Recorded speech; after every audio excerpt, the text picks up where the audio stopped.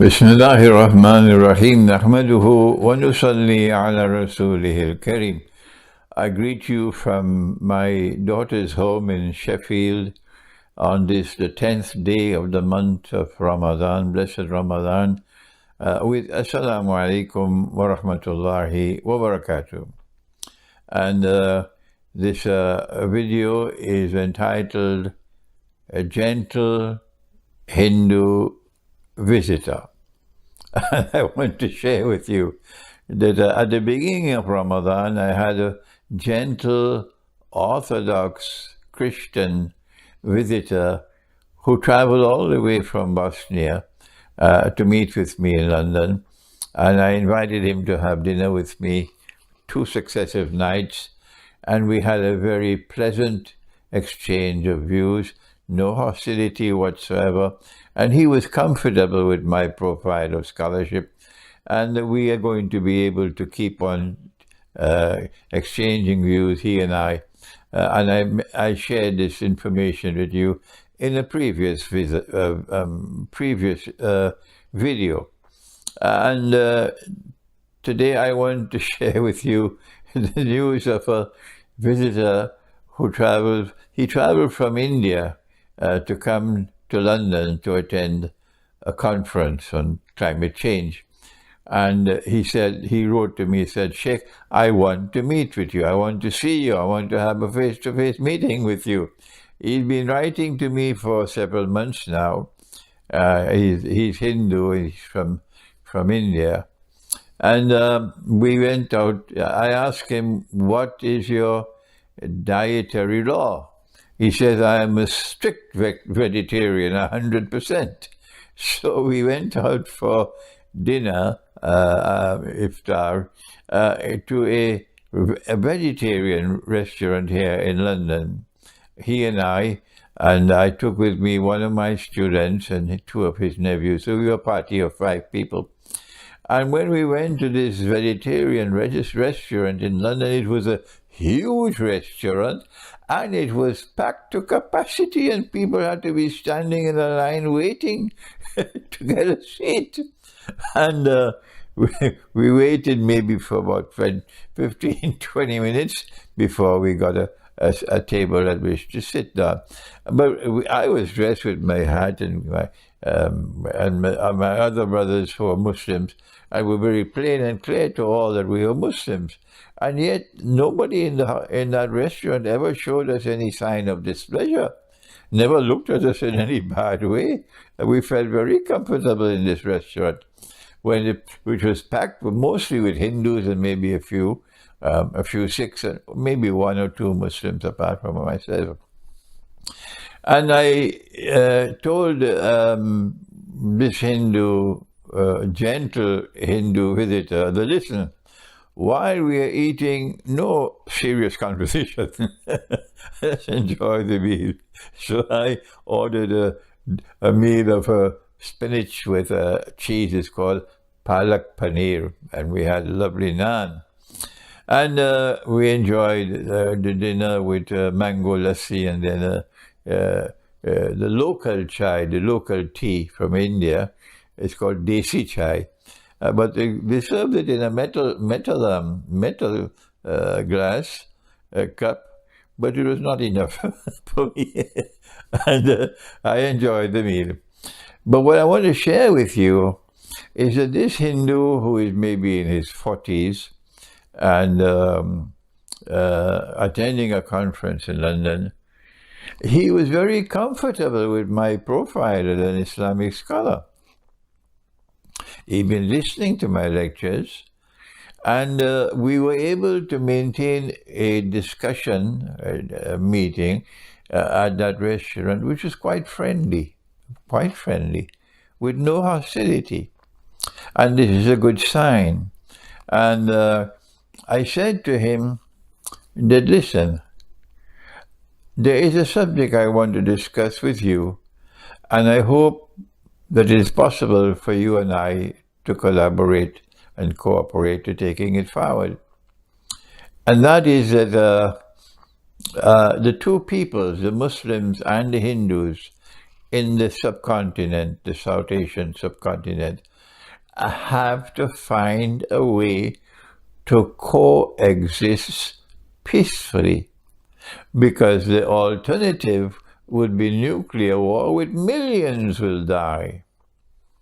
And I then shared with him my view, and he was comfortable with it, that when the British were leaving, when the time came to get the British out of India, the Muslims were led by a movement called the Khilafat movement.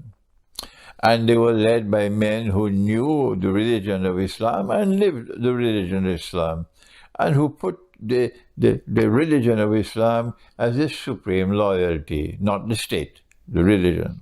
This is not a secular movement, the Khilafat movement. And the Hindus of India were then led by Mohandas Karamchand Gandhi, and they gave him the title Mahatma Gandhi because they considered him to have been such a great leader. And the Muslims wanted the British out, the Hindus wanted the British out, and so Gandhi then approached the Khilafat movement. This is history no one can deny. The initiative came from him, Gandhi.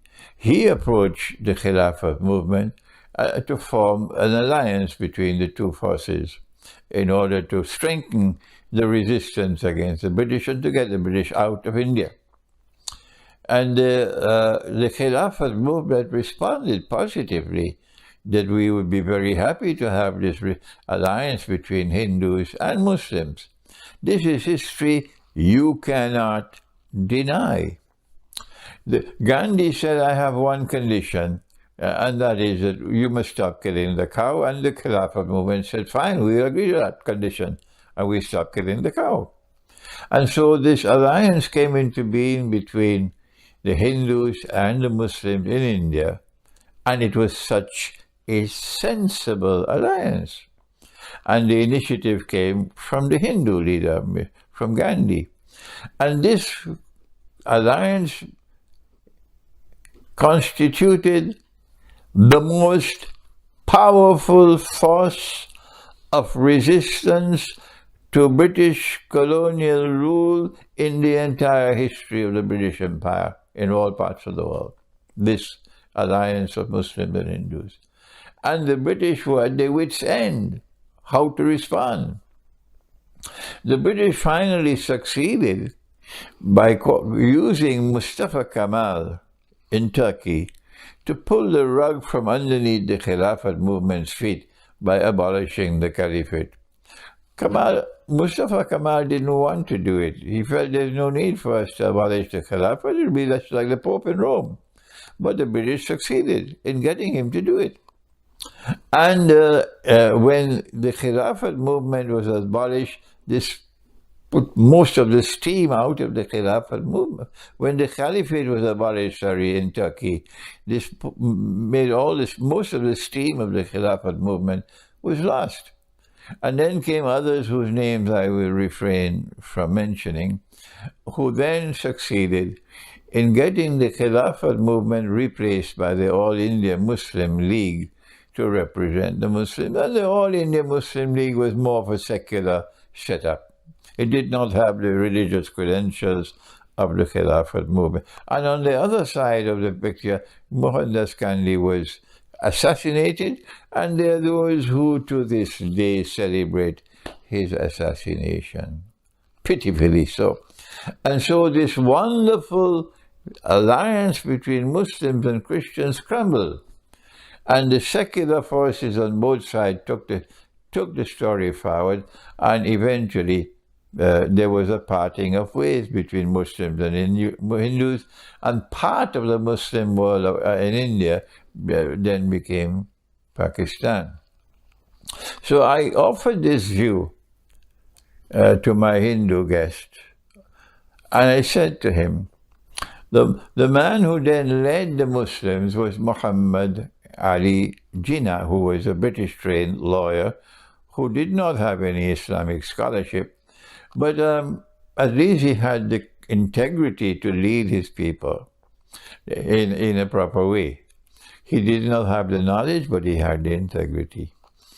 And Muhammad Ali Jinnah was very famous. He was known as the ambassador of Hindu-Muslim fraternity. He never wanted in his life to see a parting of ways between Hindus and Muslims. This also cannot be contested by anyone. It cannot be contested. That Muhammad Ali Jinnah wanted Hindus and Muslims to live together fraternally. But the leadership of the All India National Congress, the Indian National Congress, did not make it possible for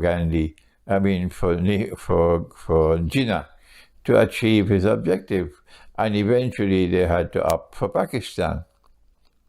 I said to my Hindu guest that when Pakistan was born, at that time, the declaration should have been made that, listen, we did not want this parting of ways. This was not our preference.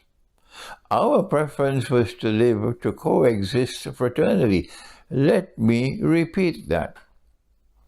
This was not our preference to have a parting of ways.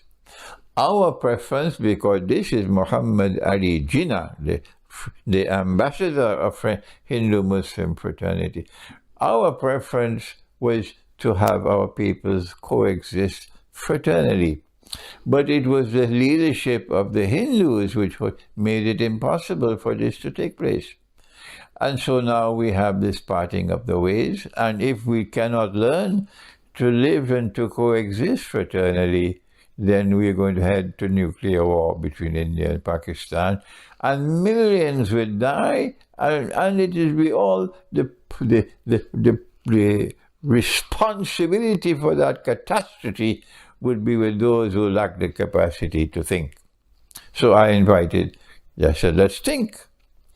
That Pakistan, the leadership of Pakistan, whether it be the political leadership or the intellectual leadership or the religious leadership, but people in Pakistan should make the announcement to say that this was not our choice to part from you. And Islam does not ask us to separate ourselves. We can live fraternally with other people. Yes, that's in the Quran.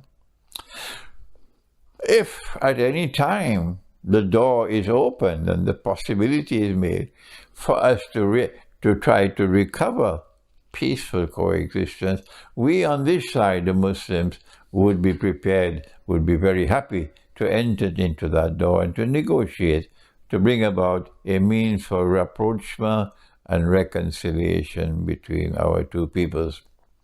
My Hindu guest listened very attentively to me. And then he gave me his candid response. He said, Sheikh, I think it's too late for that. That was his response. And there are many who will agree with him. And what was my response? My response was that we should not allow that to prevent us from making the effort. At least it will be recorded in our name that we made an effort to try to prevent a nuclear holocaust that is on the way coming in a war between India and Pakistan.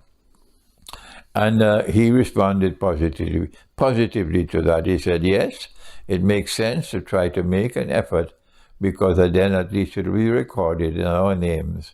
So I asked him, could you help me now to make contact by the internet with scholars in India, political scholars, religious scholars, so that I can enter into dialogue with them through Zoom meetings and so on, and let us try to see whether we can take this caravan forward.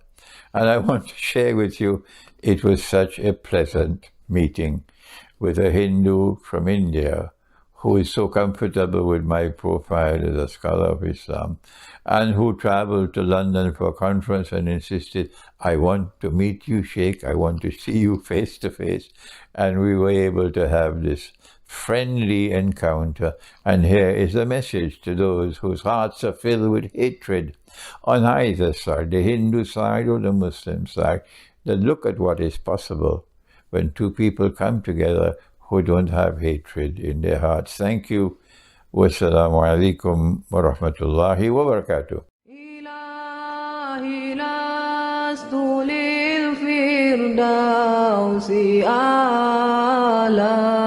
ولا أقوى على نار الجحيم الله فهب لي توبة